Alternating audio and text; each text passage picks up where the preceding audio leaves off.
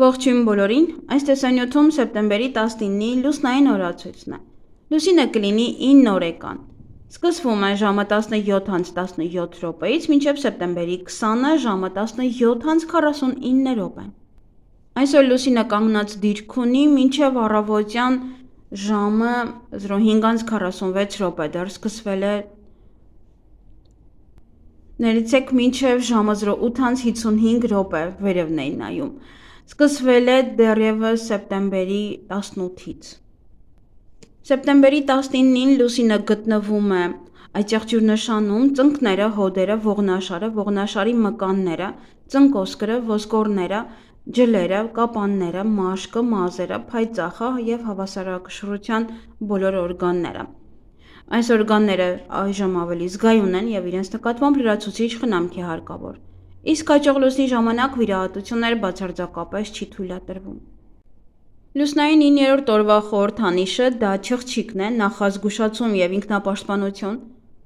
Օրվա կարգախոսը ժամանակն է դանդաղելու, շտապելու կարիք չկա։ Օրվա գույներն են կարմիրը և կապույտը, օրվա քարերն են ալեքսանդրիտը, ռաուխտոպազը և օձը։ Նաև համարվում է ծիր կաթին։ Այս օրը կոչվում է կարմայական փորձությունների օր։ 9-րդ լուսնային օրը մենք աշխարհը տեսնում ենք ծուռ հայելու մեջ։ Սա մոլորությունների օրն է։ Մենք սխալվում ենք, բայց միևնույն ժամանակ ձգտում ենք ամեն գնով պնդել մեր ասածը։ Այսօր հսկայական թվով վեճեր ու կոնֆլիկտներ են լինում։ Այսօրը ոչ ոք չի լսում դիմացինին բացի իրենցից, և միևնույն ժամանակ բոլորը վստահ են իրենց բացառիկ և բացարձակ իրավացիության մեջ։ Մեզ կարող են հետապնդել անհասկանալի վախերը, և ավելի լավ է չտրվել դրանց։ Ինքնապաշտպանության համար անհրաժեշտ է ընտրել համապատասխան հանքանյութ կամ փայտ։ Քարն առավել արդյունավետ կլինի աջ ձեռքի միջնամատի մատանին կամ որպես շղթայի կամ թելի վրա կախազարդ օգտագործեք։ Իսկ փայտե կտորն ավելի լավ է կրել աջ գրպանում և ժամանակ առ ժամանակ շոշափել այն։ Փայտե թալիսմանն ավելի լավ է գնել կամ պատրաստել ձեր ծննդյան օրը և օգտագործել ոչ ավելի քան 1 տարի։ Ավելի շատ մեր տունը կպաշտպանեն սպիտակ ծաղիկները։ Տունը պաշտպանելու համար լավ է մաքրել անկյունները և պահարանները։ Ոչ միայն տարբեր մարդիկ են գալիս մեր տուն, այլև մենք ինքներս և մեր ընտանիքի անդամներն են վատ էներգիա կուտակում տանը տարբեր կենցաղային վեճերով։ Շրջեք բնակարանում ժամացույցի սլաքի օգնությամբ վառվող մոմը ձեր աջ ձեռքին։ Քնելուց առաջ 2 սոխը կիսով չափ կտրատեք, սոխի չափը նշանակություն չունի, և մեկական կեսը դրեք սենյակի յուրաքանչյուր անկյունում։ Առավոտյան առանց ձեռքերով դիպչելու սոխը հավաքեք և թաղեք մի տեղ։ Սոխի փոխարեն կարելի է օգտագործել նաև սխտորի հատիկները։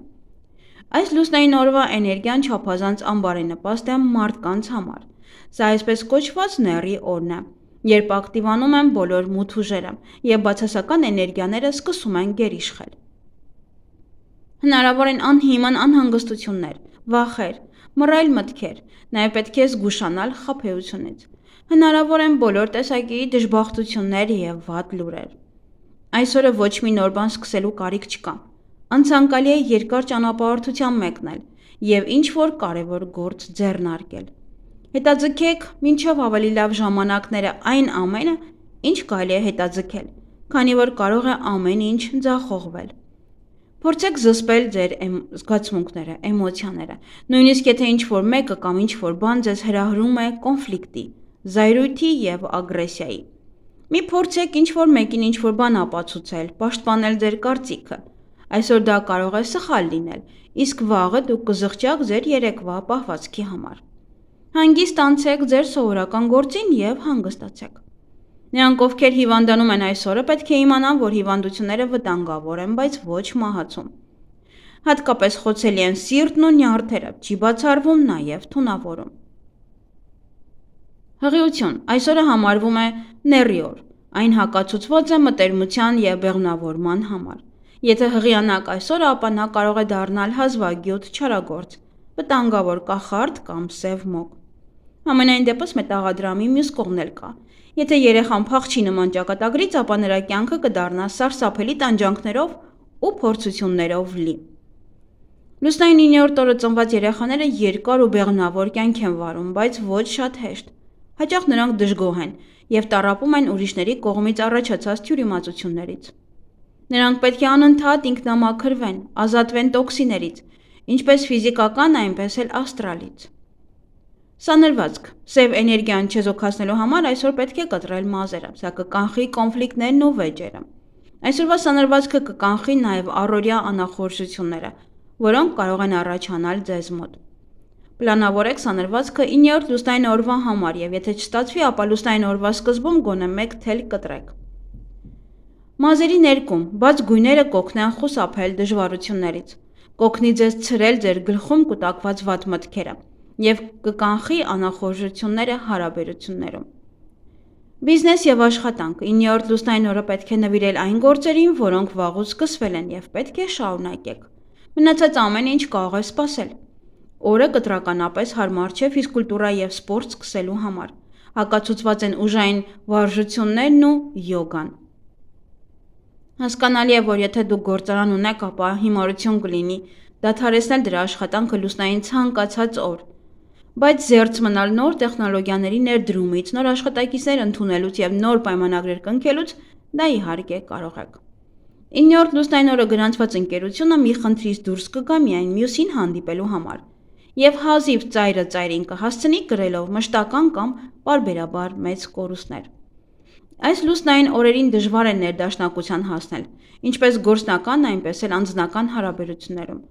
Օրը հակված է կռիվների ու քաշքշուկների։ Աշխատեք խուսափել չմտածված գործողություններից ու կոնֆլիկտներից։ Ստեղծագործական աշխատանքի համար օրը բարենպաստ է, բայց ոչ ֆինանսական գործարքների համար։ Եղեք ուշադիր անգամ ամենամտերիմ գործընկերոջ հանդեպ և ավելի լավ է բոլոր ֆինանսական գործարքները տեղափոխեք մեկ այլ օր։ Անձնական կյանք։ 9-րդ լուսնային օրը հարկավոր է զերծ մնալ ռոմանտիկ ծանոթություններից, քանի որ հնարավոր է հանդիպում սիրային պատրանքի և սիրային գայթակղության հետ։ Կարող է չհասկանաք, թե ձեզ հետ ինչ պատահեց և երբ արթնանաք, արդեն ուշ կլինի։ Խորհուրդ չի տրվում ամուսնանալ։ 9-րդ լուսնային օրը գրանցված ամուսնությունն իսկական տանջանք է երկու ամուսինների համար։ Նրանք կզգան, որ իրենց ստել են։ Ամենից հաճախ նման ամուսնությունն ավարտվում է բուռն ամուսնալուծությամբ։ Թեև կան երջանիկ բացառություններ։ Նման օրը կնքված միությունը կարող է նաև հանգեցնել նրան, որ ամուսինները շարունակում են միասին ապրել և տանջել միմյանց։ Միևնույն ժամանակ նրանք հազար արդարացումներ և պատճառներ են գտնում նման անբնական համակեցության համար։ Էզոտերիկա։ Մոլորությունների օր է, պետք է չափազանց ուշադիր լինել ամեն ինչի նկատմամբ։ Եթե այսօրը ձեզ հրավիրեն Աստվածաշունչը կարդալու, ապա ամենայն հավանականությամբ անմիջապես կմտնեք ինչ-որ աղանդի մեջ։ Դուք հեշտությամբ կմտնեք դրա մեջ, բայց ելք փնտրելու համար երկար ժամանակ կպահանջվի։ Թափված կաթը, ինչպես կոտրված հայելին, ուժեղ նախազգուշացում է, որ դուք պետք է վերանայեք ձեր կյանքի հավատը։ Գիշերը, հատկապես մութը, կարող են շփոթեցնող, նաև մղձավանջային երազներ տեսնեք, ծանր ու ցավոտ։ Այսօրվա երազները մարգարեական չեն լինում, նրանք նշանակություն չունեն, բայց նաև նյարդայնացնող են։ Ինչ կարելի անել այս լուսնային օրը։ Ժամանակ անցկացրեք մենակ, նվիրեք 1 օր ինքներդ ձեզ, զբաղվեք հանգիստ և սովորական աշխատանքով, ստեղծագործական ինքնազարգացմամբ զբաղվեք և հանգստացեք, նաև այցելեք բժշկի։ Եվ ինչից պետք է խուսափել այս լուսնային օրը։ Բարդ թեմաների շուրջ սերտ հաղորդակցությունից, նոր նախագծերից, աշխատանքի փոփոխությունից, ֆինանսական գործարքներից և ծանր ֆիզիկական ծանրաբեռնվածությունից։ Այս օրը բարենպաստ է դեղորայքի ընդունումը, ներարկումներ կատարել, պլաստիկ վիրահատություն կատարել, նաև դաջվածք անել, բարենպաստ է նաև վարկ վերցնելու համար, բնակարան ձեռք բերելու համար, գումար հավաքելու, հետ գցելու համար, բնակարանը մաքրելու համար, հարցազրույցի համար, ջրհոր փորելու համար, կահույքը վերադասավորելու համար, նոր տան համար և բնակարան, շենք և առանձնատուն, մեքենա ձեռք բերելու համար, ճամփորդելու համար, ձվերը դնելու ինկուբատորի մեջ և ծանոթանալու համար այդքան է, բարենպաստ ինքը չեզոք է, ուղղակի պետք է շատ մտերմություն չլինի։ Եվ այգեգործության համար բարենպաստ է բույսերը ջրելը, պղպեղ հավաքելը, բարենպաստ է մայնացնել վարունգը, բազուկի տնկում խնձոր հավաքել, բույսերի համար է լավ, չգիտեմ դա ինչն է, հատումներ, պահպանություն, եթե ուզում եք տեղափոխեք, ապա կարող եք տեղափոխվել, ձմերուկների համար է լավ, խաղողի տնկման, ազնվամորու համար է լավ, կարտոֆիլը տնկելու համար է շատ բարենպաստ։ Այսքանը սիրելիներս, ձեզ հաճելի օր եմ մաղթում։